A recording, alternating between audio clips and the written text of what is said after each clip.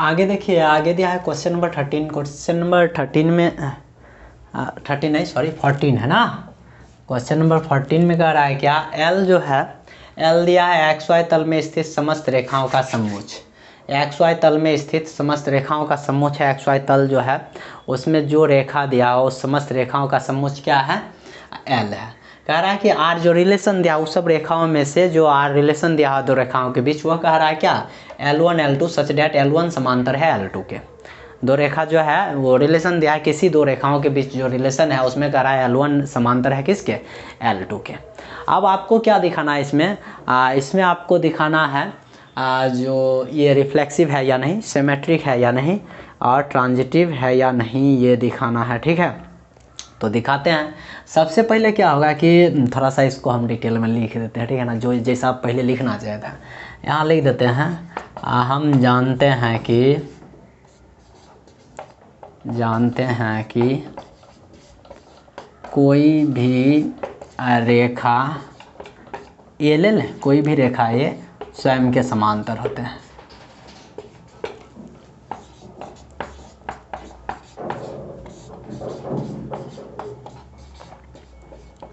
ऐसा लिखना था, हर क्वेश्चन में ऐसा लिख सकते थे, बट मीटर नहीं है। कोई भी रेखा है स्वयं के समांतर होते हैं, कन्फर्म है। मान लो ये एक रेखा है, ये है, इसी पर कोई रेखा ये होगा, इसी पर ना हो जाएगा, मान लो तो दोनों के बीच का डिस्टेंस 0 हो गया, बट है तो समांतर, क्योंकि समांतर का ही तो विशेष रूप होता है, विशेष अवस्था होता है संपाती होना। तो यहाँ पे क्या होगा, A comma A belongs to R, यानी कैसा रिलेशन है, रिफ्लेक्सिव, राइट। अब फिर समझिएगा, जैसे ना कोई रेखा L1 ले लीजिए, ये समांतर ले लिए, समांतर का चिन्ह है ना, L1 किसके समांतर है, L2 का। तो कन्फर्म है ना कि L2 जो है किसके समांतर होगा, L1 के समांतर होगा। निसंदेह L1 L2 के समांतर है। देखो समझ लो, ये L1 है, ये L2 है, L1 L2 के समांतर है, तो L2 भी तो L1 के समांतर हो जाएगा ना, तो ये भी तो कन्फर्म हो जाएगा। यानी यहाँ पे हम लिख सकते हैं A comma B belongs to R ना, और फिर imply that B comma A belongs to R. कैसा रिलेशन है ये है सिमेट्रिक रिलेशन, ठीक है। रिफ्लेक्सिव भी हो गया और सिमेट्रिक भी रिलेशन हो गया। आप समझ लीजिए फिर L1 समांतर है किसके, L2 का, और फिर L2 किसके समांतर है, L3 के। तो कन्फर्म रहिए, इम्प्लाई डेट क्या होगा, L1 भी समांतर होगा L3 के, क्योंकि हम जानते हैं कि एक दूसरे के समांतर परस्पर रेखाएं भी समांतर होती है, ठीक है। जैसे L1 L2 के समांतर है, L2 L3 के समांतर है, तो L1 भी L3 के समांतर होगा। यानी दे सकते हैं हम क्या, A comma B belongs to R, फिर B comma C belongs to R, imply that A comma C belongs to R. कैसा रिलेशन हो जाएगा, ट्रांजिटिव रिलेशन है।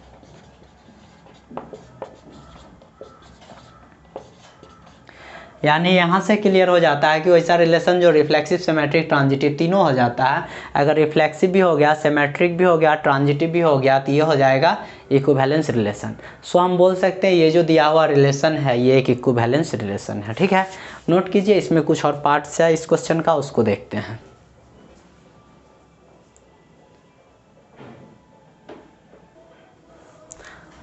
अब देखिए क्वेश्चन नंबर 14 में जो है उसमें एक पार्ट और दिया है। पहले तो ये समझ जाइए कि समस्त समांतर रेखाओं के लिए दिया है, L1 L2 के समांतर है, अभी जस्ट हम लोग देखें।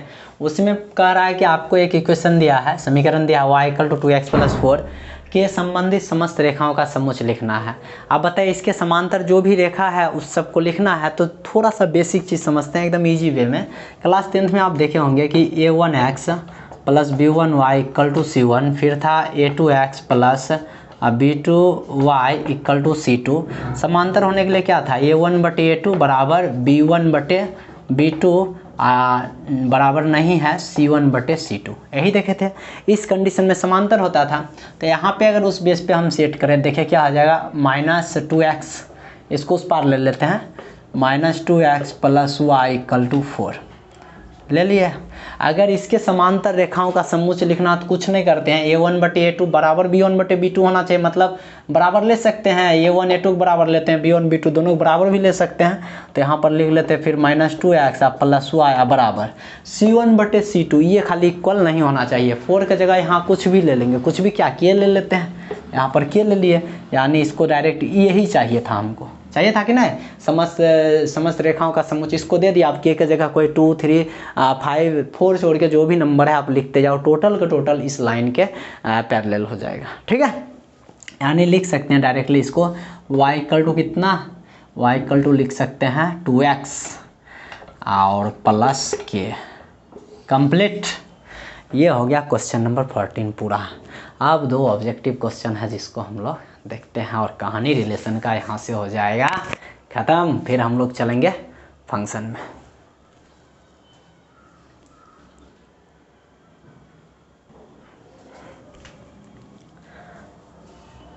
अब देखिए आगे क्वेश्चन नंबर 2 ऑब्जेक्टिव क्वेश्चन इसमें दिया हुआ है 1.1 का, ये दोनों देख लेते हैं। दिया है समोच्च 1 2 3 4 पर, 1 2 3 4 पर आपको चेक करना है कि रिफ्लेक्सिव है या नहीं, सिमेट्रिक है या नहीं, ट्रांजिटिव है नहीं ना। तो सबसे पहले क्या है, रिफ्लेक्सिव के लिए क्या देखेंगे, 1 2 3 4 है तो इसमें 1 1 होना चाहिए, 1 1 है ना, इसमें 1 1 होना चाहिए। तो 1 1 है, उसके बाद फिर 2 2 भी होना, 2 2 भी है, 3 3 3 3 भी है और 4 4। पहला तो ये क्लियर हो गया, यानी फर्स्ट जो है ये रिफ्लेक्सिव है, ऑब्जेक्टिव ही है तो उस टाइप से बना रहे हैं तो रिफ्लेक्सिव हो गया। सेकंड क्या चेक करना है हम लोग को, सिमेट्रिक। सिमेट्रिक के लिए क्या देखे हैं कि जो है उसका अपोजिट होना चाहिए। जैसे 1 2 है, अब हमको इसमें 2 1 भी देखना है, 1 2 तो है, 2 1 2 1 2 1 नहीं है ना, तो नहीं है तो डायरेक्ट जो है सेकंड इसका मैटर है, सिमेट्रिक वो नहीं है, सिमेट्रिक नहीं है, यानी रिफ्लेक्सिव है, सिमेट्रिक नहीं है। आप चेक करते हैं transitive, AB BC AC। Transitive के लिए क्या करते हैं देख लीजिए, जैसे हम ले लिए 1 2 ना, या 1 2 लेते हैं, 1 2 लिए, फिर ले लिए 2 2, क्या बताए थे AB BC ना, AB BC, बस ये देखना है कि इसका सेकेंड कंपोनेंट इसके फर्स्ट कंपोनेंट के इक्वल हो।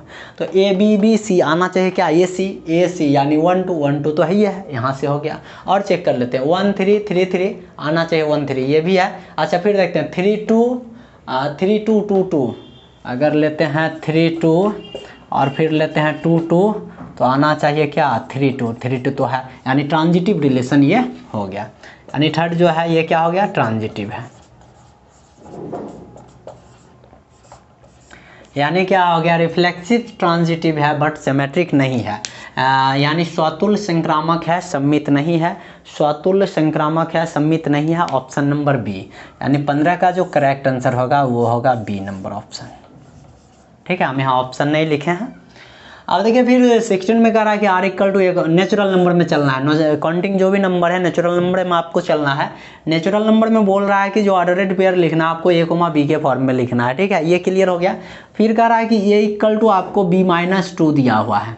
रिलेशन क्या दिया, रिलेशन कह रहा है क्या, ये जो है वो B-2 का बड़ा 6 जैसे लगते रहता है ना, ये B है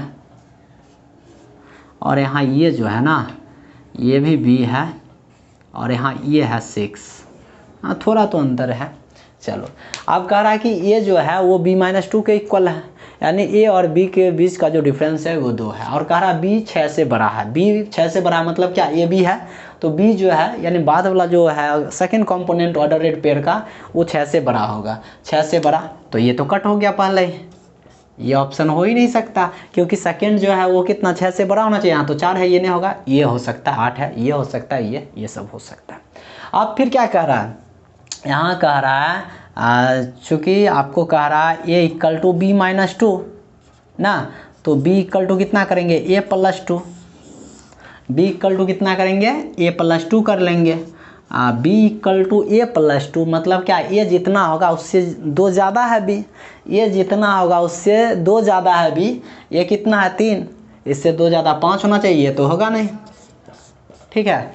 A कितना है, यहाँ 6 है ना, यहाँ 6 है, इससे 2 ज़्यादा होना चाहिए B, 8 हो जाएगा ना, ये यहाँ 8 है तो यहाँ 7, ये तो होगा नहीं, इसलिए ऑप्शन नंबर सी।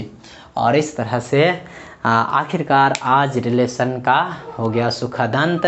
आप बताइएगा पूरा वीडियो में रिलेशन आपको कैसे लगा, पूरे रिलेशन आप अच्छा से समझिए, फिर हम लोग नेक्स्ट वीडियो में देखते हैं। Thank you.